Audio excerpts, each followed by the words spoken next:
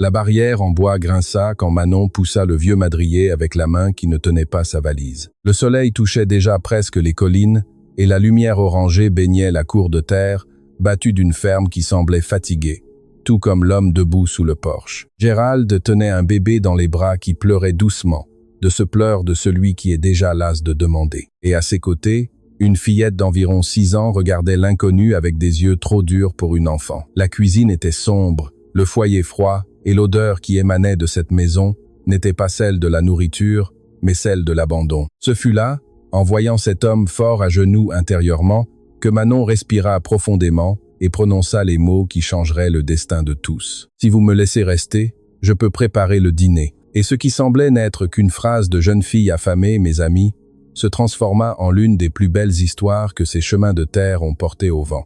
Si vous croyez que Dieu met parfois la bonne personne sur notre chemin juste au moment où l'espoir s'éteint, laissez-moi un like maintenant. Abonnez-vous ici à la chaîne Contes d'antan. Activez la clochette pour ne manquer aucune histoire et dites-moi en commentaire depuis quel coin du monde vous nous écoutez. Commençons. Dans les villages de campagne, autrefois, des histoires comme celle-ci se racontaient entre rivières et chemins de terre. Le chemin qui coupait ce coin de campagne n'avait pas de nom sur les cartes, car les cartes ne se préoccupaient pas des lieux où le monde semblait avoir oublié de passer. C'était une large allée de terre rouge, serrée entre des collines arrondies couvertes d'herbes sèches, et on n'y voyait presque personne à cette heure. Le soleil de l'après-midi frappait sans pitié, et le silence n'était rompu que par le chant triste d'une tourterelle cachée dans quelques buissons. Manon marchait sur ce chemin depuis près de 3 jours, s'arrêtant au bord des ruisseaux pour boire de l'eau et dormant sous les arbres à la tombée de la nuit. La petite valise de cuir frappait sa jambe à chaque pas, et à l'intérieur, il y avait peu de choses que le monde considérerait de valeur. Mais tout ce que Manon possédait vraiment, une tenue de rechange, un peigne en os de sa mère et un cahier à couverture rigide où la petite écriture de sa mère enregistrait des recettes venues de loin, de grand-mère à fille, de fille à petite-fille. Manon avait 22 ans, mais portait sur le corps et dans l'âme le poids de celle qui avait déjà vécu trop de vie en peu de temps. Son père, maquignon de métier et vagabond par nature, mourut dans une chute de cheval alors qu'elle n'était encore qu'une enfant, ne laissant derrière lui que des dettes et la nostalgie tiède d'un homme qui passait plus de temps sur la route qu'à la maison. Sa mère, lavandière aux mains gercées et au cœur doux, tint bon pendant 2 ans de plus, jusqu'à ce que la tuberculose fasse ce que la tristesse n'avait pas réussi. Manon resta seule à 16 ans et fut recueillie par une grand-tante nommée Thérèse, qui vivait dans une petite maison louée au fond d'une pension de famille et gagnait sa vie avec de petits travaux de couture. Tante Thérèse était une femme rigide à l'extérieur, mais elle avait une affection silencieuse qui se manifestait par des gestes. Et ce fut elle qui apprit à Manon à transformer peu en beaucoup dans une cuisine, à étirer une poignée de farine en nourriture pour 3 jours, à faire d'un os de bœuf un bouillon qui ressuscitait même un malade. Manon s'occupa de tante Thérèse pendant 5 ans, la voyant s'éteindre lentement comme une bougie qui se consume sans hâte. Quand le cœur de sa tante reposa enfin un matin de mars, Manon réalisa qu'elle n'avait plus personne au monde. Le propriétaire de la maisonnette apparut avant l'enterrement pour demander quand elle déménageait. Il n'y avait pas d'héritage, pas de parents éloignés, pas d'homme qui l'attendait. Il y avait seulement le chemin et l'espoir tenace qu'en quelque part on aurait besoin d'une jeune fille qui savait travailler. Elle rassembla le peu qu'elle avait dans sa valise. Elle glissa le cahier de recettes de sa mère parmi ses vêtements comme on garde une relique sacrée et partit sans regarder en arrière, car regarder en arrière était un luxe que les gens sans terre ne pouvaient s'offrir. La ferme apparut à la fin de cet après-midi comme un mirage au milieu de nulle part. Manon n'y crut presque pas quand elle vit la barrière en bois, la vaste cour de terre, la maison aux murs blancs et aux toits de tuiles, l'enclos avec quelques vaches maigres et un poulailler où des poules picoraient sans but. Ce n'était pas un endroit riche, mais c'était un endroit habité, et habiter signifiait la possibilité d'un plat de nourriture et d'un coin pour dormir. Elle s'arrêta au bord du chemin. Elle arrangea sa tresse que le vent avait à moitié défaite. Elle secoua la poussière de sa robe claire, qui n'était plus si claire après 3 jours de marche, et respira profondément avant de pousser la barrière. Le grincement du bois résonna dans la cour et fut suffisant pour attirer l'attention de ceux qui étaient là. La première chose que Manon vit fut la fillette. Elle était assise sur un petit tabouret près du poulailler, épluchant des pommes de terre avec un sérieux qui ne convenait à aucun enfant, car c'était l'expression de celle qui avait déjà appris que le monde n'est pas un endroit sûr. Elle avait les cheveux châtains coupés à hauteur du menton, une robe simple en tissu usé et un regard qui mesurait l'étrangère de la tête aux pieds, sans rien dire, sans faire de signe, sans sourire. Manon allait ouvrir la bouche pour parler quand elle entendit un pleur. Il venait de l'intérieur de la maison, un petit pleur de bébé qui avait déjà usé sa voix à force de pleurer. Et avec lui apparut l'homme. Gérald apparut à la porte comme quelqu'un qui sort d'une bataille sans fin. Il était grand, avec de larges épaules et d'énormes mains de celui qui travaille la terre depuis qu'il se souvient. Mais tout en lui criait la fatigue. Sa barbe n'avait pas été rasée depuis des jours. Sa chemise de lin froissé avait une tache de lait sur l'épaule, et ses yeux creux portaient ce genre d'épuisement que l'on ne guérit pas avec une nuit de sommeil, car ce n'était pas seulement le corps qui était brisé. Dans son bras gauche, il tenait un bébé d'environ 7 ou 8 mois enveloppé dans un chiffon qui avait connu des jours meilleurs. Et l'enfant se tortillait et gémissait avec cette inquiétude de celui qui a besoin de quelque chose que le père ne s'est pas donné. Gérald regarda Manon avec surprise et avec quelque chose qui ressemblait à de la méfiance, car à cette époque, une femme seule sur le chemin était une chose qui soulevait des questions. Manon ravala sa nervosité et parla d'une voix aussi ferme qu'elle put, s'excusant de la déranger et disant qu'elle voulait seulement un verre d'eau pour continuer son chemin. Gérald descendit les 2 marches du porche avec précaution, équilibrant le bébé qui ne cessait de bouger, et répondit qu'il y avait de l'eau, mais qu'elle devrait entrer et se servir elle-même, car il ne pouvait pas lâcher l'enfant. Manon le remercia et se dirigea vers la maison, passant à côté de la fillette qui restait assise sur le tabouret, suivant chaque pas de l'étrangère avec ses yeux vigilants. Quand Manon entra dans la cuisine, ce qu'elle vit lui serra le cœur d'une manière qu'elle connaissait, car c'était le même désordre triste qu'elle avait vu dans la maison de tante Thérèse les derniers mois, quand la vieille ne pouvait plus tenir les choses en ordre. Le foyer à bois était froid, avec des cendres accumulées depuis des jours. Des casseroles sales s'empilaient dans l'évier en pierre, des restes de nourriture desséchés collés à la table. Il n'y avait aucun signe de dîner en préparation, aucune odeur de haricots sur le feu, pas de pain refroidissant sous un torchon. Elle regarda le pot en terre cuite dans le coin, se servit de l'eau et but lentement en réfléchissant. Puis elle regarda de nouveau la cuisine, les casseroles, le foyer éteint, la fenêtre par laquelle elle voyait Gérald dans la cour essayant de calmer le bébé sans succès, pendant que la fillette recommençait à éplucher des pommes de terre avec des mouvements mécaniques. Manon pensa au chemin qui l'attendait dehors, au village incertain, aux portes qui pouvaient s'ouvrir ou non, et elle pensa à cette maison qui avait besoin de quelqu'un, de la même manière qu'elle avait besoin d'un endroit. La décision se forma avant que la raison ne puisse discuter. Elle sortit de la cuisine, se dirigea vers le porche où Gérald s'était assis avec le bébé, et parla sans détour, sans demander la permission à son propre courage. « Monsieur Gérald, j'ai vu que le foyer est froid et que les enfants n'ont pas dîné. Si vous me laissez rester, je peux préparer le dîner. Et si le dîner vous plaît, nous discuterons du reste. » Gérald regarda cette jeune fille à la tresse défaite et à la robe poussiéreuse qui était apparue de nulle part, offrant de la nourriture comme on offre le salut, et sentit un mélange d'étonnement et de méfiance, luttant contre la fatigue qui ne supportait plus. Il aurait dû dire non. Il aurait dû remercier de la politesse et dire à la jeune fille de continuer son chemin. Mais le bébé pleurait dans son bras. Sa fille était dehors, épluchant des pommes de terre seule comme une vieille en miniature. Et cela faisait 3 jours qu'aucun d'eux n'avait mangé un vrai repas. La honte d'admettre qu'il ne pouvait pas pesait juste moins que la faim de ses enfants. Il hocha la tête d'un geste bref, et Manon n'attendit pas qu'il change d'avis. Elle entra dans la cuisine comme on entre dans un champ de travail, retoussa les manches de sa robe et commença par le foyer. Elle nettoya les vieilles cendres, arrangea le bois empilé dans le coin et avec l'habileté de celle qui avait fait cela toute sa vie, alluma le feu du premier coup. Pendant que les flammes prenaient de la force, elle fouilla dans le garde-manger et trouva des haricots secs que personne n'avait cuits. Un morceau de lard, de la farine de blé, quelques œufs et les pommes de terre que la fillette épluchait dehors, ce n'était pas beaucoup. Mais Manon avait appris avec sa mère que cuisiner n'est pas une question d'abondance, c'est une question de savoir. En moins d'1 heure, la cuisine de cette ferme sentait la vraie nourriture pour la première fois depuis de nombreux mois. Les haricots bouillonnaient épais dans la marmite en fonte, les pommes de terre cuites fumaient dans un plat, les œufs au plat brillaient dans la poêle noire, et l'odeur se répandait dans toute la maison comme une présence vivante qui chassait la tristesse de chaque recoin. La fillette fut la première à apparaître à la porte de la cuisine, attirée par l'odeur comme un petit animal sauvage qui flaire la nourriture. Elle resta là, regardant Manon avec ce mélange de faim et de méfiance qui brisait le cœur. Manon ne força pas la conversation.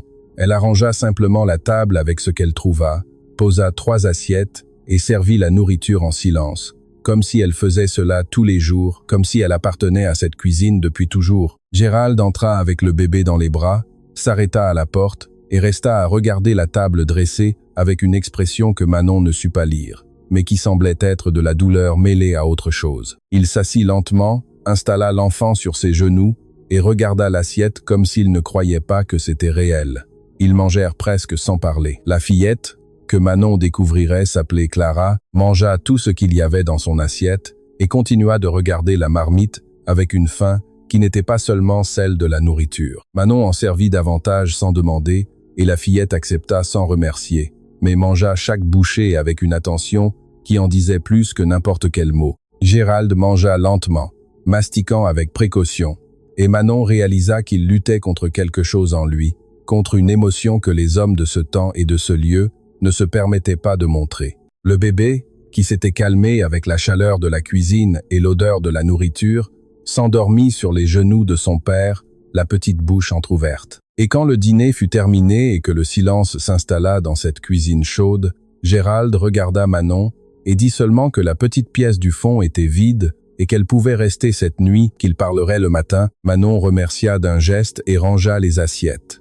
Elle lava tout en silence pendant que Gérald emmenait les enfants dans leur chambre. Et quand elle fut seule dans la cuisine, elle écouta les sons de la ferme qui s'installait pour la nuit. Le bêlement lointain du bétail, le vent dans les arbres du verger, le crépitement des dernières braises dans le foyer. Avant de se rendre à la petite pièce, ses yeux s'arrêtèrent sur une photographie accrochée au mur du salon entre un crucifix en bois et une branche de romarin séché. C'était le portrait d'une jeune femme aux yeux clairs et aux cheveux foncés, avec un sourire serein qui semblait bénir toute la maison. Manon regarda ce visage et sentit quelque chose d'étrange bouger dans sa poitrine, une sensation qui n'était ni tristesse ni joie, mais quelque chose qu'elle ne savait pas encore nommer. Elle détourna rapidement le regard et se dirigea vers la chambre, où elle s'allongea sur le lit étroit au matelas mince et ferma les yeux, écoutant la respiration de la maison autour d'elle. Cette nuit-là, pour la première fois depuis des semaines, personne ne pleura dans cette ferme, ni le bébé, ni la fillette, ni l'homme. Et Manon, qui n'avait nulle part où tomber morte ce matin-là, s'endormit en sentant que peut être, juste peut être, ce foyer froid l'attendait. Le soleil dormait encore derrière les collines quand Manon ouvrit les yeux ce premier matin. Son corps était endolori par le voyage, mais son esprit était déjà éveillé avant le reste, car l'esprit d'une femme qui a besoin de prouver sa valeur ne se repose pas bien. Elle se leva, enfila la même robe qu'elle avait la veille et suspendue à la fenêtre, et marcha pieds nus dans le couloir sombre jusqu'à la cuisine. Tout était tel qu'elle l'avait laissé, propre et rangé, et le silence de la maison était de ceux qui font entendre même son propre cœur battre. Manon alluma le foyer dans l'obscurité par habitude, par le toucher, par l'instinct que des années de cuisine lui avaient gravé dans les mains. Et quand les premières flammes illuminèrent les murs blanchis à la chaux, elle sentit qu'elle faisait ce qu'il fallait. Elle fit bouillir de l'eau, trouva une poignée de café torréfié dans une boîte en fer blanc, le moulut dans le moulin et le fit passer doucement, laissant l'odeur forte envahir chaque recoin, comme une invitation silencieuse. Gérald apparut à la porte de la cuisine, avant que le café ne soit prêt, le bébé pendu au bras et l'expression de celui qui n'avait pas assez dormi, mais s'y était habitué. Il resta immobile un instant, regardant Manon se déplacer dans la cuisine comme si elle connaissait chaque recoin, chaque marmite, chaque cuillère. Et quelque chose dans cette scène le mit mal à l'aise d'une manière qu'il ne put expliquer. Ce n'était pas une mauvaise gêne, c'était la gêne de voir quelqu'un occuper un espace qui avait été vide pendant trop longtemps, comme quand on ouvre la fenêtre après des mois de fermeture et que la lumière frappe fort les yeux. Manon remarqua sa présence et lui offrit du café sans cérémonie, préparant déjà une tasse de lait tiède pour le bébé, avec le soin de celle qui sait qu'une petite créature a besoin de nourriture en juste mesure. Gérald accepta le café et s'assit à table sans trop savoir quoi dire, car parler le matin n'était pas une habitude qu'il avait gardée après le départ de Rose. Ce fut là, lors de ce café du premier matin, que les deux conclurent l'accord sans avoir besoin de beaucoup de mots. Gérald dit qu'il n'avait pas d'argent pour payer un salaire, que la ferme ne produisait que le strict nécessaire depuis qu'il était seul, qu'il arrivait à peine à s'occuper du bétail et des semences, sans avoir à courir sans cesse à l'intérieur pour les enfants. Manon répondit qu'elle ne demandait pas de salaire, qu'elle demandait un toit, de la nourriture et le droit de rester tant qu'elle serait utile. Elle dit qu'elle savait cuisiner, laver, coudre, entretenir un potager et élever des enfants, et qu'elle n'avait pas peur du travail pénible. Gérald resta silencieux un moment, tournant la tasse entre ses mains rugueuses, puis hocha la tête de ce geste économique que Manon apprendrait à reconnaître comme sa manière de tout dire sans prononcer une syllabe. Ainsi fut conclu l'accord, simple comme une poignée de main à la barrière, et Manon retroussa ses manches avant que le soleil ne soit complètement levé. Les premiers jours furent un travail acharné et un silence prudent. Manon transforma de nouveau cette cuisine abandonnée en cœur de la maison. Elle se levait avant tout le monde, allumait le feu, préparait du café avec du pain de campagne ou des galettes de sarrasin, nourrissait le petit Antoine avec une bouillie de céréales préparée à point et avait le déjeuner prêt quand Gérald rentrait des champs couverts de sueur et de poussière. La maison retrouva l'odeur des gens qui prennent soin. Les casseroles brillèrent de nouveau sur le crochet au mur. Les vêtements apparaissaient lavés et pliés dans les malles. La cour fut balayée.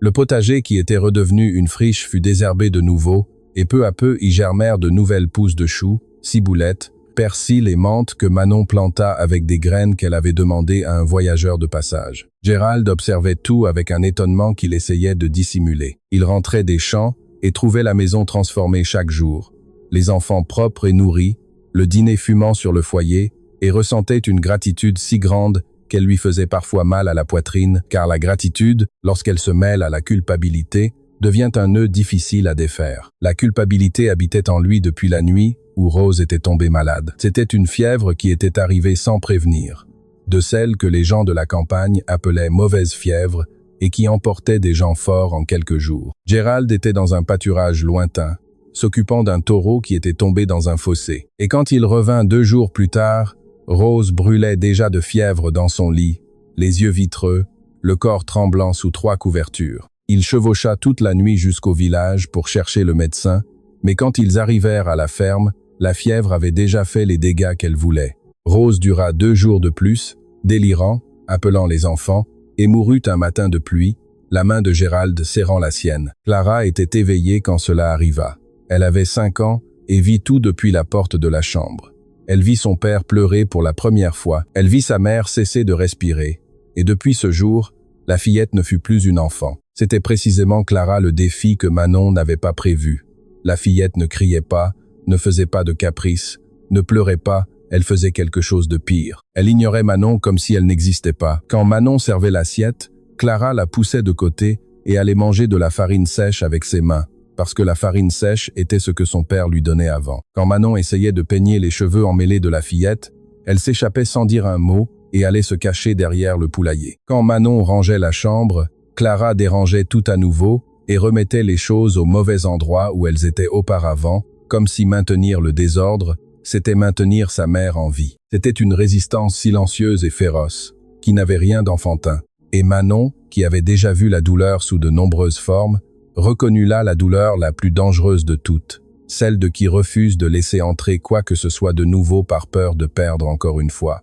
Manon ne força pas, n'insista pas avec le peigne, n'obligea pas à manger, n'essaya pas d'embrasser quand elle n'était pas désirée, elle resta simplement là, constante comme le foyer allumé chaque matin, présente comme l'odeur de la nourriture à l'heure juste, et laissa la fillette venir en son temps, si elle venait. Pendant ce temps, elle consacra au petit Antoine le soin dont l'enfant avait besoin depuis des mois. Le bébé était maigre, irritable, il pleurait beaucoup la nuit avec des coliques qui privaient tout le monde de sommeil. Manon réalisa que Gérald nourrissait l'enfant avec du lait de vache pur, trop lourd pour l'estomac d'une si petite créature, et elle changea tout. Elle commença à diluer le lait, à le tiédir à la bonne température, à y ajouter une pincée de sucre et un filet de tisane d'anis. Les coliques diminuèrent. En 2 semaines, Antoine dormait toute la nuit. En 1 mois, c'était un bébé différent, joufflu, rieur, qui tendait ses petits bras quand il voyait Manon s'approcher. Gérald voyait tout cela et s'adoucissait intérieurement sans s'en rendre compte. Il commença à rentrer des champs plus tôt, non pas parce que le travail avait diminué, mais parce que la maison était redevenue un endroit où l'on voulait être. Il commença à parler davantage pendant les repas. D'abord de choses des champs, ensuite des enfants, ensuite de sujets qui n'avaient aucune utilité, mais qui remplissaient le silence de quelque chose de bon. Manon écoutait avec une attention sincère, posait des questions sur le bétail, sur les semences, sur la terre, Et Gérald se surprenait à expliquer des choses avec une patience qu'il ignorait posséder, presque souriant quand elle comprenait vite. Mais aucun des deux ne touchait au sujet qui flottait au-dessus de la maison comme un nuage de pluie qui ne tombe pas. Aucun des deux ne parlait de Rose. La deuxième semaine apporta la première visite de l'extérieur. Monsieur Norbert, un fermier voisin de terre et d'âge avancé, apparut un mercredi après-midi monté sur un cheval alezan qui avait connu des temps meilleurs, tout comme son maître. C'était un homme respecté dans la région, veuf aussi, mais d'un veuvage ancien, de ceux qui deviennent une croûte autour de la poitrine. Il avait perdu sa femme il y a plus de 15 ans et ne s'en était jamais remis. Vivant seul dans une grande ferme trop grande pour un homme seul, avec des ouvriers qui s'occupaient de tout, pendant qu'il s'éteignait lentement dans un rocking chair, entouré de genièvre et de silence. Monsieur Norbert aimait Gérald comme on aime un fils qu'on n'a pas eu, et venait de temps en temps vérifier si le jeune homme supportait le poids. Ce jour-là, il trouva la maison différente, et la jeune femme dans la cuisine et ses sourcils montèrent plus haut que son chapeau quand il l'ôta de sa tête. Gérald expliqua la situation en quelques mots, et Monsieur Norbert écouta en silence son regard se promenant entre l'homme, la jeune femme et les enfants, avec cette expression de celui qui a déjà suffisamment vécu pour savoir que la vie crée des enchevêtrements que personne ne planifie. Le vieil homme ne dit pas s'il approuvait ou désapprouvait.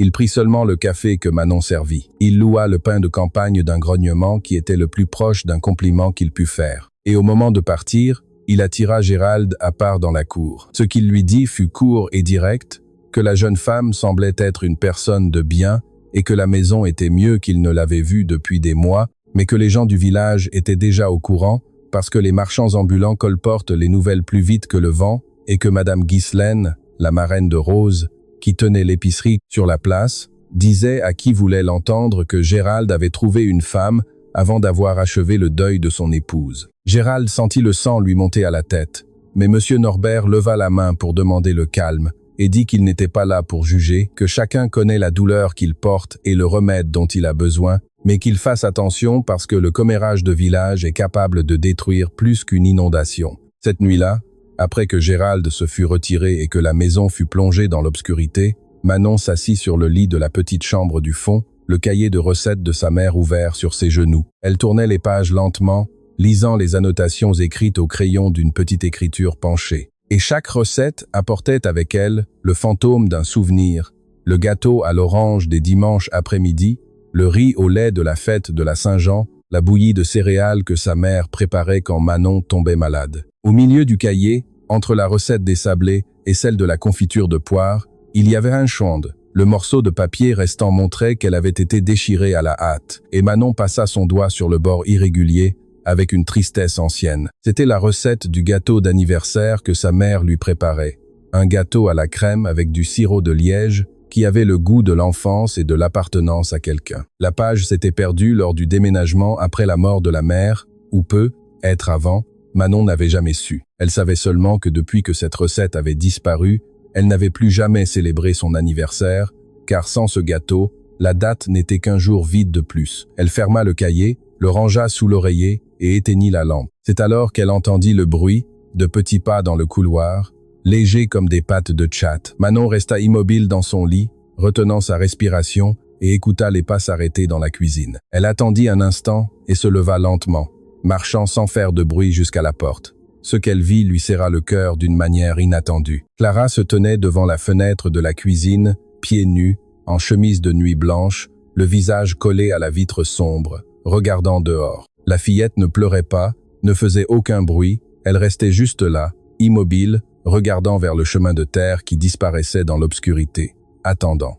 Manon comprit sans avoir besoin d'explication, car il y a des choses qui se comprennent avec le cœur et non avec la tête. Clara attendait que sa mère revienne. Toutes les nuits, pendant que le père dormait le sommeil profond de la fatigue, cette fillette de 6 ans se levait et allait à la fenêtre attendre que sa mère apparaisse sur le chemin, parce que personne n'avait réussi à convaincre son cœur que celle qui s'en va sous la terre ne revient pas par le chemin d'en haut. Manon retourna dans sa chambre en silence, sans que la fillette ne s'en rende compte, et resta couchée les yeux ouverts dans l'obscurité pendant longtemps, sentant le poids de ce qu'elle savait maintenant. S'occuper de cette maison n'était pas seulement une question de foyer allumé et de linge lavé. C'était une question de guérir des blessures que personne ne voyait, qui saignaient dans l'obscurité qui faisait plus mal à ceux qui n'avaient pas l'âge de comprendre ce que c'est de perdre pour toujours. Les semaines passèrent avec ce rythme de routine qui s'installe sans demander la permission, et la ferme de Gérald retrouva un visage qu'elle n'avait pas eu depuis longtemps. Le potager de Manon donnait déjà ses premiers fruits. La cour était toujours balayée. Les poules se remirent à pondre régulièrement, car elles avaient maintenant de la nourriture, à l'heure juste, et la maison sentait la nourriture toute la journée, car Manon était de ces femmes qui cuisinent comme on prie, avec la foi que la nourriture guérit ce que la médecine n'atteint pas. Gérald travaillait mieux au champ depuis qu'il n'avait plus besoin de porter le bébé attaché sur le dos, ni de courir à l'intérieur à chaque pleur. Le bétail grossissait. Les semences promettaient une bonne récolte et les 2 ouvriers qui venaient aider pour le gros travail commentaient entre eux que le patron ressemblait à nouveau à quelqu'un. Mais si à l'intérieur de la barrière la vie s'arrangeait, de l'autre côté la tempête se préparait lentement comme ces pluies d'été qui obscurcissent le ciel peu à peu avant de tomber d'un coup.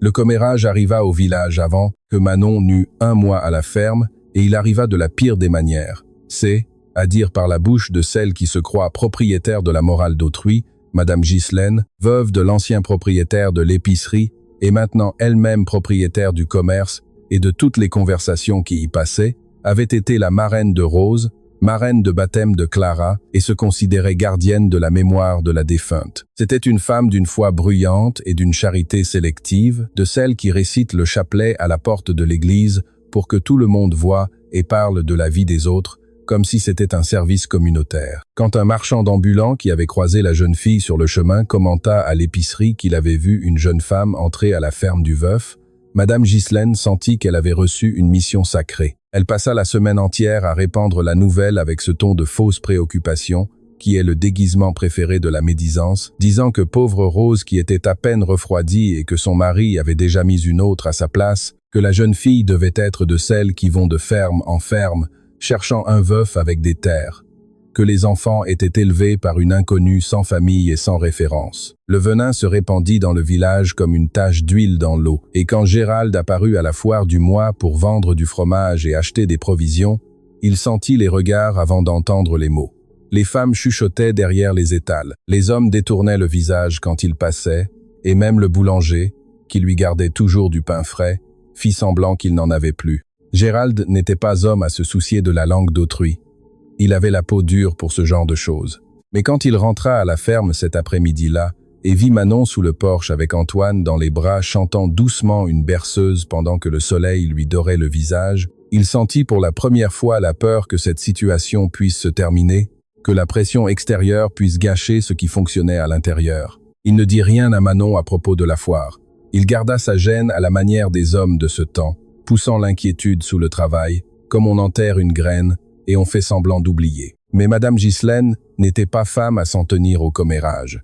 Un vendredi après-midi, alors que le soleil perdait déjà de sa force, et que Manon venait de faire tremper les haricots pour le lendemain, le bruit d'une charrette s'arrêta à la barrière, et 3 femmes descendirent avec des expressions de celles qui vont à une veillée funèbre. Madame Ghislaine venait en tête, vêtue de noir comme toujours, le chapelet autour du cou et la Bible sous le bras comme bouclier de guerre. Derrière venaient 2 commères du village, Zulma et Solange, qui servaient plus de public qu'autre chose. Gérald était au champ et Manon était seule avec les enfants. Quand elle vit les 3 femmes traverser la cour en direction de la maison, elle sentit son estomac se nouer, mais elle redressa le dos et alla les accueillir sous le porche avec la dignité de celle qui ne doit rien à personne. Madame Ghislaine n'attendit même pas d'être invitée à entrer. Elle dit qu'elle venait voir les enfants, qu'en tant que marraine de Clara, elle avait l'obligation de veiller au bien, être de ses filleuls, et que les gens du village étaient préoccupés par la situation de cette maison. Les mots sortaient couverts de miel, mais le venin était dans chaque pose, dans chaque regard que Madame Ghislaine lançait vers les vêtements de Manon suspendus sur l'étendage à côté des chemises de Gérald, dans la manière dont elle examinait la cuisine, cherchant des défauts, dans la manière dont elle souleva Antoine du sol, et l'inspecta comme si elle s'attendait à trouver des marques de négligence. Manon resta silencieuse, non par lâcheté, mais parce qu'elle savait qu'une femme pauvre et sans famille, se battant contre une femme de position dans un petit village, était une bataille perdue avant de commencer. Elle laissa Madame Ghislaine se promener dans la maison. Elle laissa les commères faire des gestes et des grimaces, et quand elle crut que la tempête allait passer sans pluie, vint l'éclair. Madame Ghislaine s'arrêta devant la photographie de Rose au mur du salon et se tourna vers Manon. les yeux humides d'une émotion à moitié réelle et à moitié jouée. Elle dit que c'était la maison de Rose, que cette cuisine était à Rose, que ses enfants étaient à Rose, et qu'aucune étrangère de passage n'avait le droit d'occuper la place d'une femme qui n'avait que quelques mois de sépulture. Puis elle regarda Manon avec une nouvelle attention, arrêtée, et dit quelque chose qui lui glaça le sang. Elle dit qu'il était curieux de voir à quel point Manon ressemblait à Rose, le même type de cheveux, la même manière de marcher, et que c'est pour cela que Gérald l'avait accepté si vite, parce qu'il ne cherchait pas une aide, mais une copie de la femme morte. Les commères se turent, et l'air du salon devint lourd comme avant un orage. Manon sentit les mots atteindre un endroit qu'elle ignorait posséder, car jusqu'à ce moment, elle n'avait pas remarqué la ressemblance que Madame Ghislaine signalait. Mais maintenant, avec le portrait de Rose au mur derrière elle, et le regard venimeux de Madame Ghislaine devant, le doute s'installa comme une épine qui entre dans la chair et se brise à l'intérieur. Clara apparut à la porte du salon au milieu de tout cela, attirée par les voix étranges. Et quand elle vit sa marraine, elle se mit à pleurer pour la première fois depuis que Manon était arrivée. Ce n'était pas un pleur d'enfant cherchant des bras, c'était un pleur de celle qui reconnaît quelqu'un d'un temps qui faisait mal. Et Madame Ghislaine en profita pour prendre la fillette dans ses bras et lancer à Manon un regard de triomphe silencieux, comme pour dire que là était la preuve que les enfants avaient besoin de personnes connues et non d'une étrangère. Manon sentit le sol bouger sous ses pieds, mais elle ne vacilla pas à l'extérieur. Elle attendit que Madame Ghislaine et les commères soient partis. Elle leur fit un signe d'adieu de la barrière avec la main ferme. Et ce n'est que lorsque la charrette disparut dans le virage du chemin qu'elle s'appuya contre le mur et laissa son corps glisser jusqu'au sol, tremblante de la tête aux pieds. Ce n'était pas de la colère qu'elle ressentait, c'était quelque chose de pire. C'était le doute qui la rongeait de l'intérieur, se demandant si Madame Ghislaine n'avait pas raison, si Gérald ne la voyait pas comme l'ombre d'une autre, si cet endroit était vraiment le sien, ou si elle ne faisait que réchauffer un espace prêté. Quand Gérald revint des champs en fin d'après-midi et trouva les signes de la visite, le dîner mal fait, et Manon aux yeux rouges qu'elle essayait de cacher, il n'eut pas besoin de beaucoup d'explications pour comprendre ce qui s'était passé. Il resta silencieux un long moment, mangeant sans sentir le goût. Et quand Manon se leva pour ramasser les assiettes, il parla sans la regarder, d'une voix basse et prudente de celui qui sait qu'il marche en terrain dangereux. Il dit que Madame Ghislaine ne commandait pas dans cette ferme et que Manon n'irait nulle part. Manon s'arrêta, le dos tourné vers lui, les mains serrant le bord de l'évier, et demanda sans se retourner s'il la voulait là pour elle-même ou parce qu'elle ressemblait à une autre. Le silence qui suivit fut de ceux qui pèsent des tonnes. Gérald lâcha lentement sa fourchette, regarda le dos de cette femme qui avait sauvé sa maison et ses enfants, et sentit dans sa poitrine une confusion qu'il ne savait démêler. Il dit qu'il n'y avait jamais pensé, que pour lui Manon était Manon et Rose était Rose, et que s'il y avait une ressemblance, il ne l'avait pas remarqué. Mais les mots sortirent incertains, et Manon perçut l'hésitation comme un coup. Elle finit de laver la vaisselle en silence, et se retira dans sa chambre, sans souhaiter bonne nuit. Et ce fut la première fois que les deux dormirent avec une distance entre eux, non pas de mètres, mais de choses non résolues. Les jours suivants furent étranges et tendus, Manon travaillant plus que jamais, mais parlant moins que jamais, et Gérald rôdant dans la maison avec culpabilité, sans savoir de quoi s'excuser. Il se surprit à regarder la photographie de Rose au mur, puis à regarder Manon dans la cuisine, comparant sans le vouloir, cherchant la ressemblance que Madame Ghislaine avait plantée dans sa tête, et se fâchant contre lui-même de ne pouvoir s'arrêter. Manon remarqua les regards et se referma encore plus, et la maison qui avait recommencé à respirer commença à s'étouffer de nouveau. Clara, avec l'intuition affûtée que développent les enfants blessés, sentit le changement dans l'air et redevint farouche, comme si la présence de Madame Ghislaine avait rouvert la blessure qui venait à peine de cicatriser. La fillette cessa de manger la nourriture de Manon à nouveau. Elle retourna éplucher des pommes de terre seule dans la cour. Elle retrouva les longs silences et les regards durs. C'était comme si toute la maison reculait, défaisant nœud par nœud tout ce que Manon avait tissé avec tant de soin. C'est dans ce climat de cordes tendues qu'arriva la nuit la plus longue de cette ferme. Antoine commença à tousser après le dîner, une toux sèche qui devint un catarrhée et qui, avant minuit, se transforma en fièvre. Manon toucha le front de l'enfant et reconnut la chaleur dangereuse qu'elle avait déjà ressentie de nombreuses fois en s'occupant de tante Thérèse. Elle prépara une tisane de sureau, fit des compresses de tissu mouillé, garda l'enfant dans ses bras en essayant de faire baisser la température avec tout ce qu'elle savait, mais la fièvre ne cédait pas. Antoine brûlait comme une braise. son petit corps secoué de frissons, la respiration sifflant, emplissant la maison de peur. Gérald, voyant son fils dans cet état, sentit la terreur lui monter le long du dos comme une chose vivante, car cette scène était la répétition exacte de ce qui s'était passé avec Rose. La même fièvre, le même tremblement, le même regard vitreux. Le souvenir revint en entier, cruel, et avec lui vint la panique de celui qui sait déjà comment cette histoire peut se terminer. Gérald attrapa son chapeau et dit qu'il allait chercher le médecin au village, qu'il n'allait pas attendre le lever du jour, qu'il n'allait pas commettre la même erreur 2 fois. Manon tenta d'argumenter que le chemin était sombre et qu'il avait plu dans l'après-midi, que la route serait dangereuse, mais elle vit dans ses yeux quelque chose qui n'admettait pas de discussion. C'était le désespoir d'un père qui avait déjà trop perdu et ne supportait pas de perdre davantage. Il sella le cheval dans l'obscurité, monta sans regarder en arrière et disparut sur le chemin comme une ombre engloutie par la nuit. Manon resta seule avec les 2 enfants, le bébé brûlant de fièvre dans ses bras et Clara dormant dans sa chambre sans rien savoir. La maison devint immense autour d'elle, chaque ombre paraissant plus grande, chaque bruit de la forêt au dehors paraissant une menace. Et Manon pria doucement pendant qu'elle changeait les compresses, suppliant Dieu de n'emporter personne d'autre de cette maison qui avait déjà payé sa part de souffrance. C'est vers 2 heures du matin que le pire arriva, non pas avec Antoine, qui continuait d'avoir de la fièvre, mais stable dans les bras de Manon, mais avec Clara. La fillette se réveilla au bruit des pleurs de son frère, sortit de sa chambre et vint jusqu'à la cuisine. Et ce qu'elle vit fit s'effondrer son monde. Elle vit Manon tenant le bébé qui tremblait et gémissait. Elle vit les compresses mouillées. Elle vit la tisane sur la table. Elle vit la lampe à pétrole projetant des ombres sur le mur.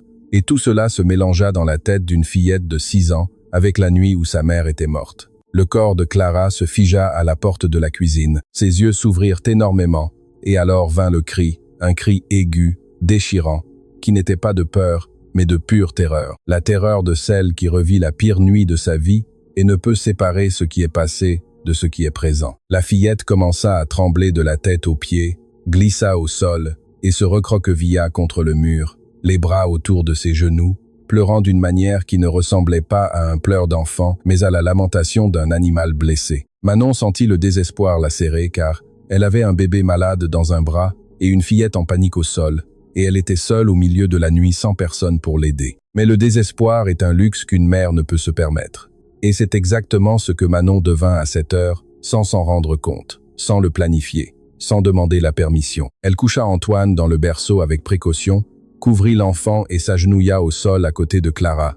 La fillette se recroquevilla davantage, fuyant le contact comme un animal acculé, et Manon n'insista pas. Elle resta là sur le sol, assise à ses côtés, sans la toucher, sans parler, simplement présente, comme un mur tiède qui protège du vent, sans rien exiger en retour, et commença à chanter. C'était une chanson que sa mère chantait les nuits d'orage. Une mélodie simple et répétitive qui ne prétendait pas être belle, mais sûre, la même à chaque fois, disant sans mots que tant que cette musique sonnerait, rien de mal n'arriverait. Manon chanta longtemps, répétant la même chanson comme une prière.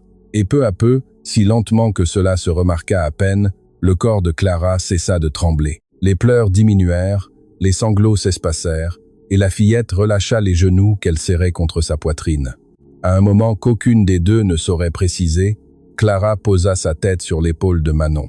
D'abord, elle la posa seulement, légère comme un oiseau qui se perche, puis elle se relâcha complètement, laissant le poids de son petit corps tomber contre cette femme qui sentait le savon et l'anis. Manon cessa de chanter et resta immobile, sentant le cœur de la fillette battre rapidement contre son bras, et écouta quand Clara murmura d'une voix brisée de tant pleurer un seul mot qui changea tout entre elles. « Reste !» Ce n'était pas une demande, ce n'était pas un ordre, c'était une reddition. C'était une fillette de 6 ans, disant avec le seul mot qu'elle put, qu'elle ne supportait plus de perdre d'autres personnes, qu'elle ne supportait plus d'attendre à la fenêtre, que si cette femme partait comme sa mère était partie, elle ne survivrait pas à nouveau.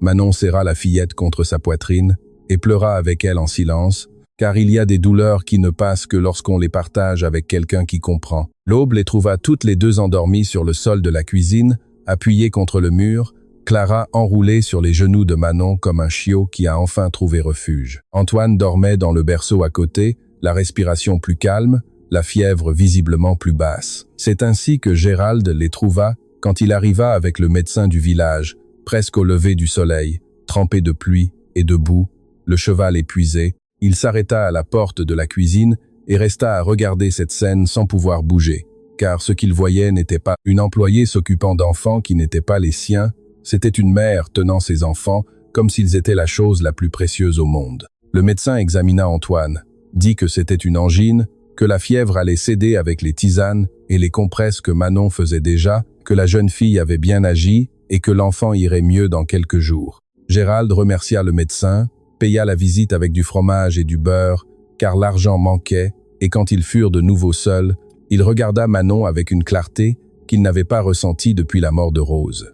À ce moment, agenouillé à côté de la chaise où Manon était maintenant assise avec Clara toujours endormie sur ses genoux, Gérald comprit que la question de la ressemblance avec Rose était la mauvaise question. Peu importait si Manon ressemblait à Rose ou à n'importe quelle autre personne au monde. Ce qui importait, c'est qu'elle était restée, qu'à l'heure la plus sombre, quand il n'était pas là, elle avait tout tenu seule. Elle avait tenu la maison, elle avait tenu le bébé malade, elle avait tenu la fillette en miettes, et cela n'était pas le fait de quelqu'un qui ressemble à quelqu'un, c'était le fait de quelqu'un qui est quelqu'un. Il ne dit rien car il n'avait pas encore trouvé les mots justes, mais il toucha la main de Manon du bout de ses doigts cailleux, et elle leva ses yeux fatigués. Et ce qui se passa entre ces deux regards fut plus que ce qu'aucune phrase ne pourrait contenir. Quelque chose changea dans cette ferme après cette nuit, et ce ne fut pas quelque chose que l'on pouvait voir avec les yeux, mais cela se sentait dans l'air comme on sent la pluie avant qu'elle ne tombe. Gérald se leva le lendemain matin, différent, avec une fermeté dans le regard que Manon ne lui connaissait pas. Une décision qui semblait être née pendant la chevauchée dans l'obscurité et mûrie en voyant les deux femmes de sa vie dormir sur le sol de la cuisine. Il prit son café en silence.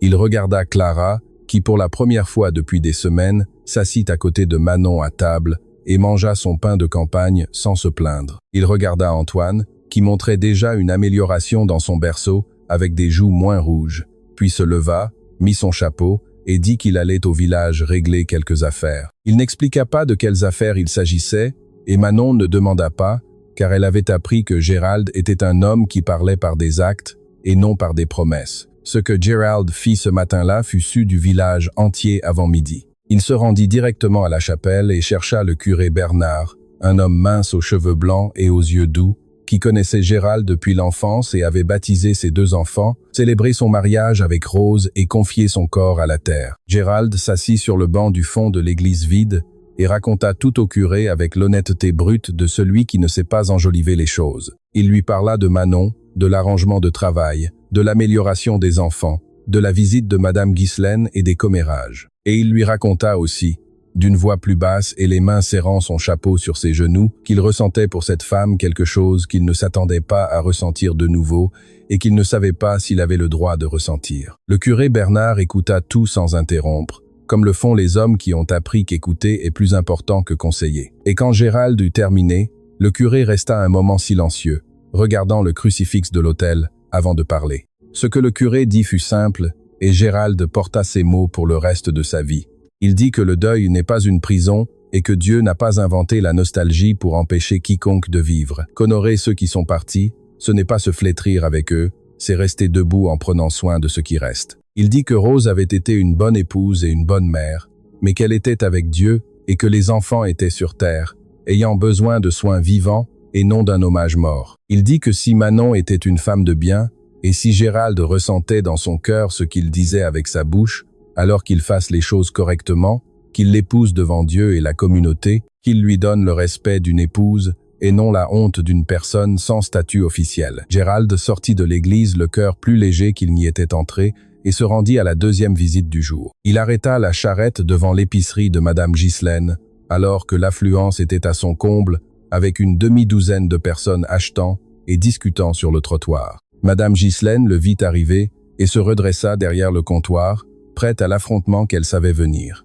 Mais ce que Gérald fit la prit par surprise. Il ne cria pas, n'accusa pas, ne menaça pas. Il entra calmement dans le magasin, ôta son chapeau par politesse et parla d'une voix suffisamment haute pour que tous ceux qui étaient à l'intérieur l'entendent. Il dit que Madame Ghislaine avait été la marraine de Rose et qu'il respectait cela, mais que le respect s'arrêtait là où commençait l'ingérence. Il dit que Manon était une femme honorable qui avait sauvé ses enfants de la faim et de grandir sans soin, qu'elle avait fait plus pour cette famille en quelques semaines que tout le village n'avait fait en 1 an de veuvage. Parce que personne, ni Madame Ghislaine, avec toute la préoccupation qu'elle disait avoir, n'était apparu pour l'aider quand il s'enfonçait. Le silence dans le magasin était à couper au couteau. Madame Ghislaine ouvrit la bouche pour répondre. Mais Gérald continua. Il dit qu'il allait épouser Manon, que le curé Bernard était déjà au courant, et que les bans seraient lus le dimanche, et que ceux qui voulaient parler pouvaient le faire à leur aise, car le commérage n'avait jamais empêché le mariage de personnes décentes. Il dit tout cela en regardant Madame Ghislaine dans les yeux, avec une fermeté qui n'admettait pas de réplique, et remit ensuite son chapeau. Il acheta au comptoir, paya exactement, et sortit. Les gens dans le magasin se regardèrent sans savoir quoi dire. Et Madame Ghislaine, pour la première fois depuis des années, resta sans réponse, non pas parce qu'il lui manquait des mots, mais parce qu'au fond de cette poitrine couverte de chapelets et de jugements, quelque chose reconnut que Gérald avait raison. Elle n'était pas venue aider. Aucune d'elles ne l'avait fait et parfois la vérité fait plus mal que n'importe quelle offense. Gérald revint à la ferme en début d'après-midi et trouva Manon dans le potager, à genoux dans la terre, désherbant parmi les choux avec Antoine, assis sur une couverture à côté, et Clara jouant pour la première fois près d'elle.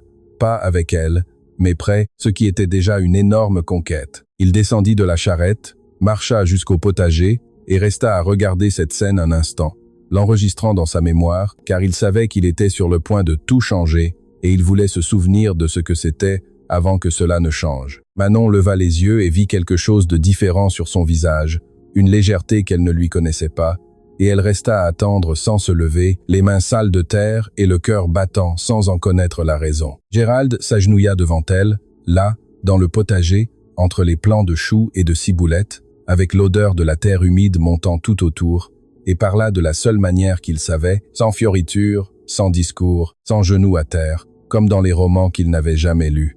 Il dit qu'il était allé au village parler au curé et qu'il voulait l'épouser si elle acceptait. Il dit qu'il ne pouvait pas promettre le monde parce que son monde était petit, c'était seulement cette ferme, ce bétail, ses enfants, mais qu'il partageait tout cela de tout son cœur. Il dit qu'il savait qu'elle était arrivée là en ne demandant qu'un dîner et un toit, et qu'il était incapable d'offrir de beaux mots, mais qu'il pouvait offrir un nom, un vrai foyer, et la certitude qu'elle n'aurait plus jamais besoin de dormir sans savoir où elle se réveillerait. Manon le regarda, les yeux remplis d'eau et la bouche tremblante. Et pendant un long moment, elle ne dit rien, car les mots étaient tous entassés dans sa gorge sans pouvoir sortir dans l'ordre. Puis elle demanda d'une voix brisée s'il voulait l'épouser, elle, Manon, et non le souvenir d'une autre personne. Gérald comprit le poids de cette question et tint son visage entre ses grandes mains encore poussiéreuses du chemin. Il regarda ses yeux bruns qui n'étaient pas les mêmes que ceux de Rose, car ceux de Rose étaient clairs, et son nez qui n'était pas le même car celui de Rose était fin, et sa bouche qui n'était pas la même car celle de Rose était plus petite. Et il dit qu'il la regardait elle,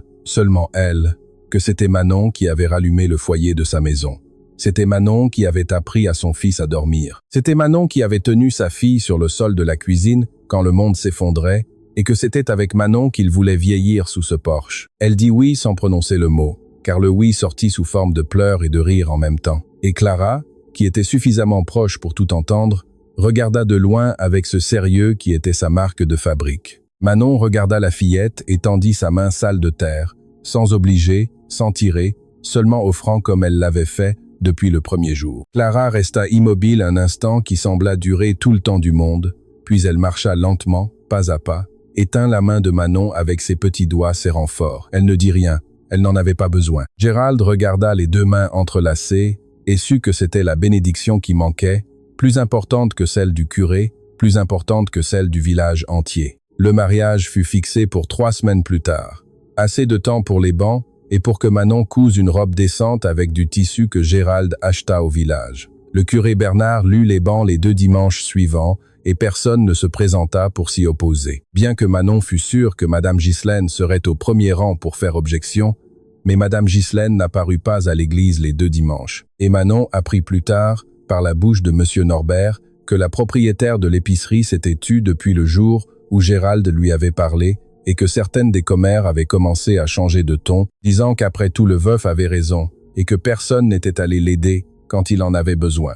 Les gens sont ainsi, mes amis. Ils tournent leur veste selon le vent, Et parfois il suffit qu'une personne dise la vérité à voix haute pour que le château des commérages s'effondre entièrement. Le jour du mariage se leva avec ce ciel pur de septembre que seule la campagne connaît, un bleu qui fait mal tant il est beau, avec un vent tiède qui apportait l'odeur des fleurs d'oranger du potager. La cérémonie serait simple dans la petite chapelle du village avec peu d'invités. Monsieur Norbert serait parrain du côté de Gérald, et la femme du plus ancien ouvrier agricole de la ferme serait marraine de Manon, car elle n'avait pas de famille pour occuper cette place. Manon se prépara dans la petite pièce du fond qui bientôt cesserait d'être seulement la sienne. Elle enfila la nouvelle robe de coton brut avec de la petite dentelle au col qu'elle avait elle-même brodée la nuit, après que les enfants s'étaient endormis. Elle se tressa les cheveux avec des fleurs d'oranger que Clara avait cueillies dans le potager. Et ce fut précisément ce détail qui fit pleurer Manon avant la cérémonie.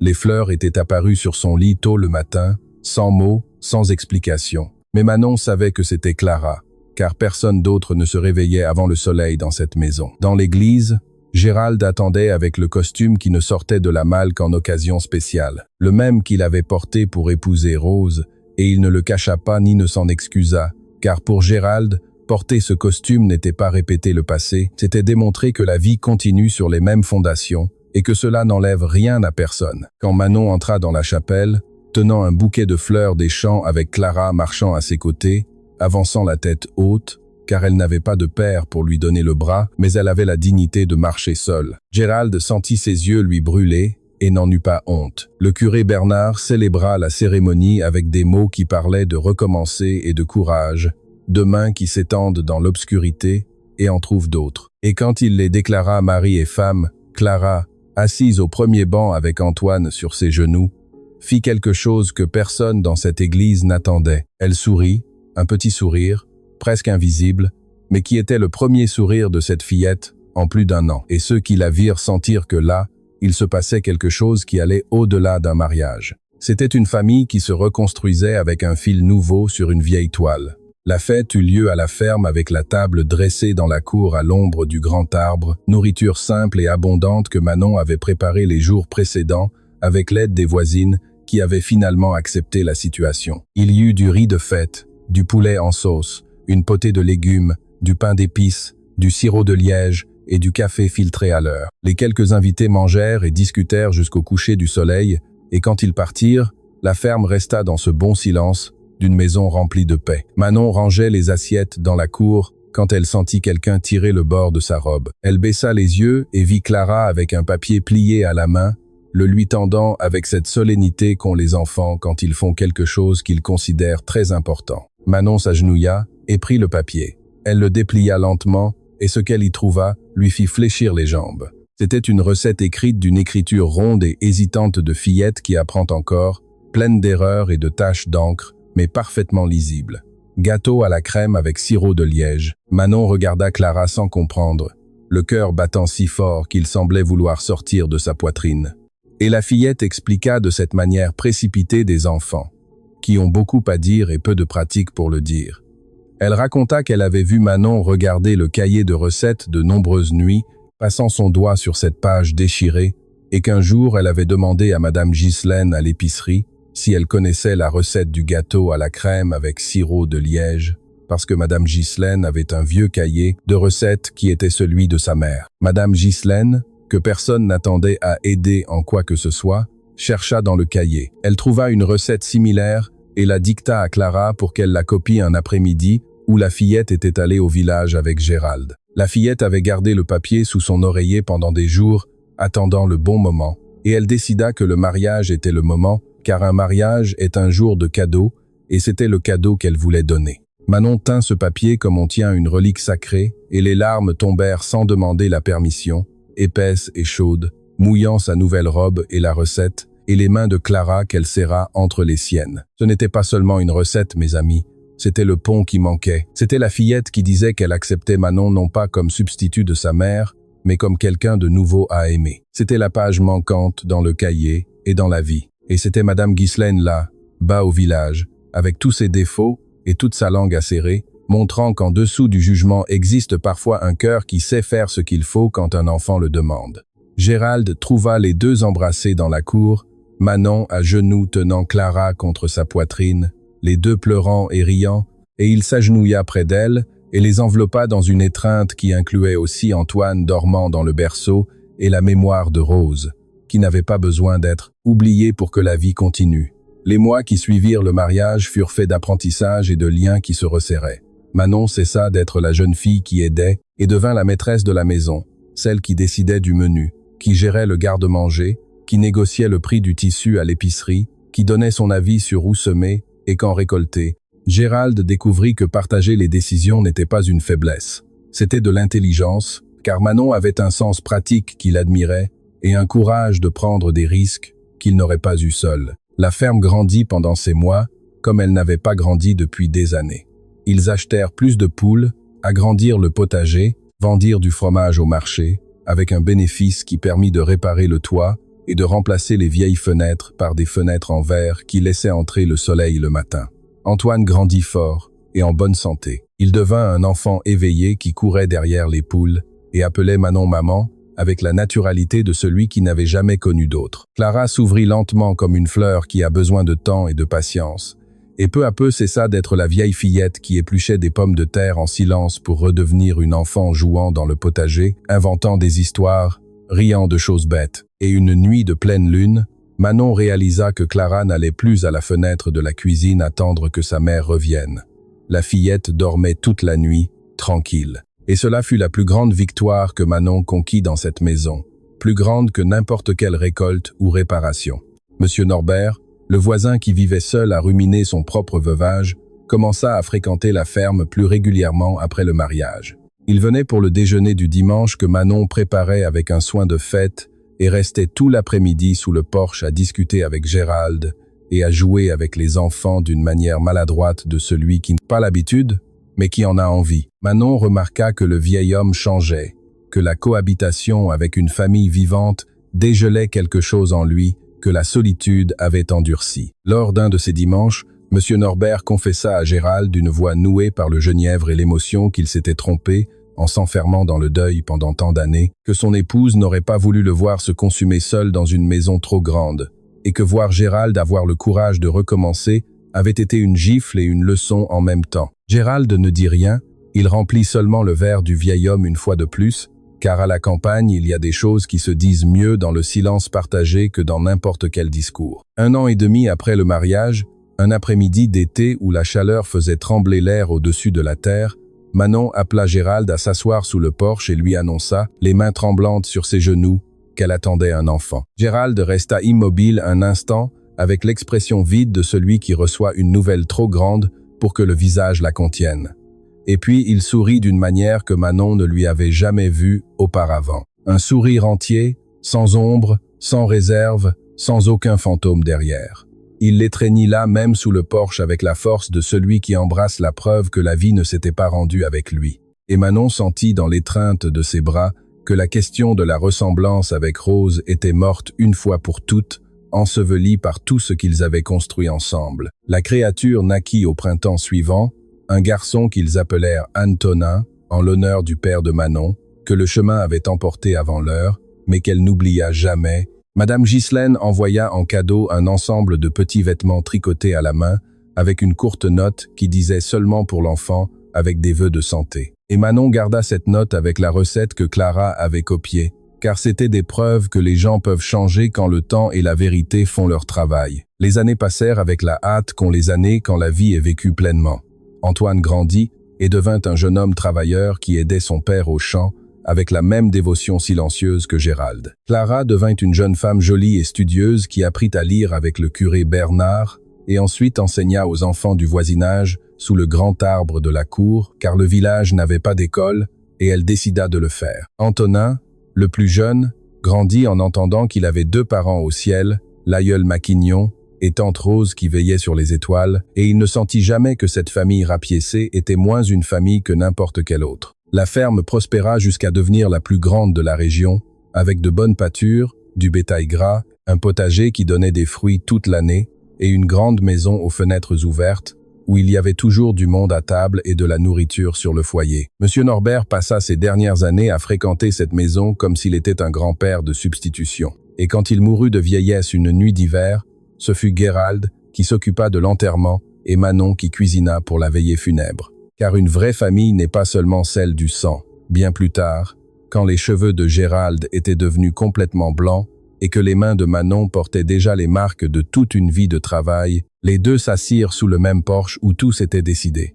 Le soleil descendait derrière les collines, peignant le ciel de cet orangé que seule la campagne connaît. Et la ferme autour était vivante, avec le bruit des petits-enfants courant dans la cour et l'odeur du café filtrant dans la cuisine. Clara, qui était maintenant une femme accomplie avec sa propre famille, était venue en visite avec ses enfants. Antoine était dans l'enclos avec son père, montrant à son fils aîné comment on trait une vache. Antonin envoyait des lettres de la ville où il était parti étudier, et dans chaque lettre venait un morceau de nostalgie et la promesse de revenir. Manon regarda tout cela, la maison qu'elle avait trouvée morte et aidée à ressusciter, le jardin qu'elle avait planté, le potager qui avait grandi, et ressentit une paix si grande qu'elle faisait mal tant elle était belle. Gérald lui prit la main comme il le faisait tous les après-midi sous ce porche, entrelaquant ses doigts cailleux avec les siens, et lui demanda si elle se souvenait du jour de son arrivée. Manon sourit et dit qu'elle se souvenait de tout, du foyer froid, du bébé qui pleurait, de la fillette sérieuse dans la cour et de la peur immense qu'elle ressentait d'être renvoyée le matin. Gérald secoua lentement la tête et dit que sa peur ce jour-là était autre. C'était la peur d'accepter de l'aide, d'admettre qu'il ne pouvait pas tout seul, de laisser quelqu'un entrer dans une maison qu'il avait fermée à clé avec la douleur. Manon appuya sa tête sur son épaule et murmura doucement la phrase qu'elle avait prononcée tant d'années auparavant. « Si vous me laissez rester, je peux préparer le dîner. » Gérald rit de ce rire bas et rauque d'homme âgé, qui a déjà pleuré tout ce qu'il avait à pleurer et ne sait plus que rire. Il répondit qu'elle avait fait bien plus que le dîner, qu'elle avait fait toute la maison, toute la famille, toute la vie. Et Manon lui serra la main et dit qu'elle ne l'avait pas fait seule, qu'il avait laissé la barrière ouverte cet après-midi-là et que parfois c'est cela, c'est ce que Dieu nous demande. Pas de grande prouesse, pas de miracle, seulement d'ouvrir la barrière quand quelqu'un a besoin d'entrer. Et ainsi se termine cette histoire, mes amis, qui n'est pas un amour au premier regard, ce n'est pas une passion qui naît dans un éclair et meurt dans la tempête. C'est un amour qui se construit dans le foyer allumé au petit matin, dans la main qui tient un enfant une nuit de fièvre, dans l'assiette servie à l'heure exacte, dans le silence qui en dit plus qu'un discours. Gérald et Manon, qu'importe le nom, car cette histoire se produit chaque fois que quelqu'un a le courage de tendre la main et que quelqu'un a le courage de l'accepter. Si cette histoire vous a touché le cœur comme elle m'a touché en la racontant, laissez-moi un like maintenant. Abonnez-vous ici à la chaîne Contes d'antan. Activez la clochette et partagez-la avec quelqu'un qui a besoin d'entendre que recommencer n'est pas une faiblesse. C'est la chose la plus courageuse qui soit. Dites-moi en commentaire quel a été le moment qui vous a le plus serré la poitrine. Était-ce le cri de Clara sur le sol de la cuisine? Était-ce la demande en mariage dans le potager? Ou était-ce ce papier plié avec la recette que la fillette avait gardée sous son oreiller? Je veux savoir ce qui est resté dans votre cœur. Et souvenez-vous toujours, parfois on croit ne demander qu'un plat de nourriture, mais Dieu sait que ce dont on a vraiment besoin, c'est d'un foyer. À la prochaine histoire. Restez avec Dieu et qu'il bénisse votre maison, tout comme il a béni celle de Gérald et Manon.